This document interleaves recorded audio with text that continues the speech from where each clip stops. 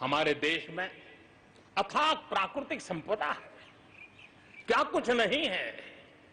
आज समय की मांग है कि हमारे इन प्राकृतिक संसाधनों में हम वैल्यू एडिशन करें, हम हमारे मानव संपदा में मूल्य वृद्धि करें, नई ऊंचाइयों पर ले जाएं और हम देश में कब तक कच्चा माल विदेश भेजते रहेंगे, रॉ मटेरियल कब तक दुनिया में भेजते रहेंगे।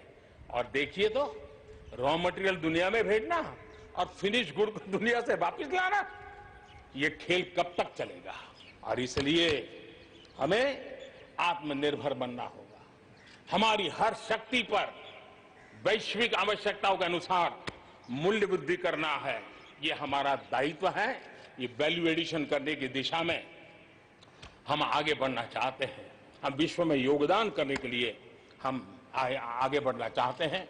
विश्व में हम कुछ न कुछ, उसी प्रकार से कृषि क्षेत्र, एक समय था जब हम बाहर से गेहूं मंगवा करके अपना पेट भरते थे, लेकिन हमारे देश के किसानों ने वो कमाल करके दिखा दिया। आत्मनिर्भर भारत आज कृषि क्षेत्र में बना है।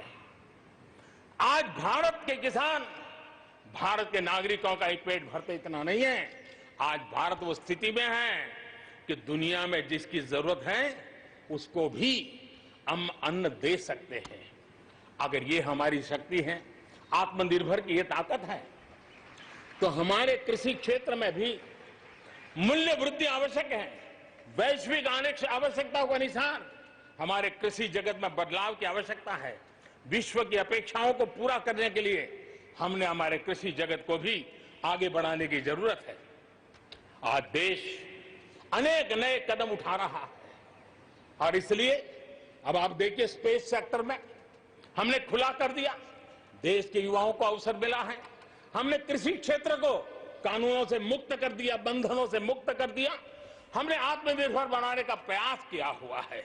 जब भारत स्पेस सेक्टर में ताकतवर बनता है तो पड़ोसियों को जरूर उसका लाभ होता है। जब आप ऊर्जा के क्षेत्र में पावरफुल होते हैं तो जे देश अपना अंधेरा मिटाना चाहता है, भारत उसमें मदद कर सकता है।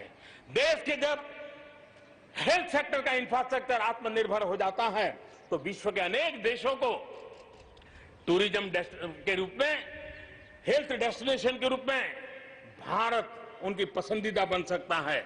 और इसलिए हमें आवश्यक है कि हम भारत में बने सामान की पूरी दुनिया में वाहवाही कैसी हो। और एक जमाना था हमारे देश में जो चीजें बनती थी, हमारे स्किल मैन पावर के द्वारा जो काम होता था, उसकी दुनिया में बहुत वाहवाह होती थी, इतिहास गवाह है। हमें जब आत्मनिर्भर की बात करते हैं तब सिर्फ इंपोर्ट कम करना इतना ही हमारी सोच नहीं है।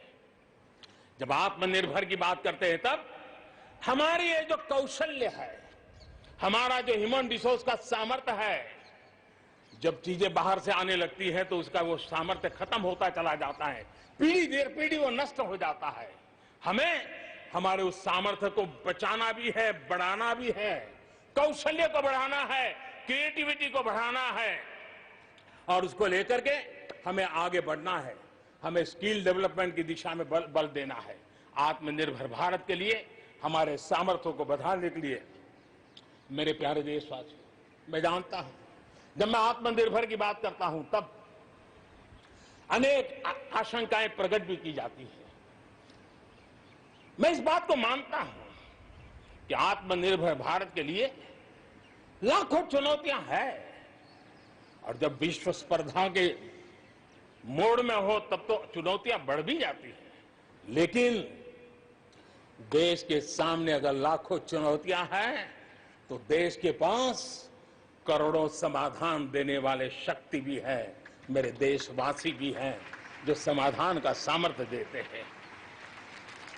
अब देखिए कोरोना के संकट काल में हमने देखा कि बहुत सी चीजों के लिए हम कठिनाइयों में हैं, हमें दुनिया से लाना है, दुनिया दे नहीं पा रही थी। हमारे देश के नौजवानों ने, हमारे देश के उद्यमियों ने, हमारे देश के उद्योग जगत के लोगों ने बिड़ा उठा लिया, जिस देश में N95 नहीं बनता था बनने लगे, पीपीई नहीं बनता था बनने लग गए, वेंटिलेटर नहीं बनता था बनने लग गए। देश की आवश्यकताओं की तो पूर्ति हुई, लेकिन दुनिया में एक्सपोर्ट करने की हमारी ताकत बन गई। दुनिया की जरूरत थी आत्मनिर्भर भारत दुनिया को कैसे मदद कर सकता है, आज हम इसमें हम देख सकते हैं। और इसलिए विश्व की भलाई में भी भारत का योगदान करना यह दायित्व बनता है। और उसलिए भी हमें उसी प्रकार से बहुत हो चुका। आजाद भारत की मानसिकता क्या होनी चाहिए? आजाद भारत की मानसिकता होनी चाहिए वोकल फॉर लोकल। हमारे जो स्थानीय उत्पाद है उसका हमने गौरवगान करना चाहिए। हम अपनी चीजों का गौरवगान नहीं करेंगे तो उसको अच्छा बनने का अवसर भी नहीं मिलेगा, उसकी हिम्मत नहीं बढ़ेगी। आइए हम मिलकर के संकल्प लें, आजादी के 75 साल के पर्व की ओर जब कदम रख रहे हैं तब वोकल फॉर लोकल का जीवन मंत्र बन जाए और हम मिलकर के भारत की उस ताकत को हम बढ़ावा दें।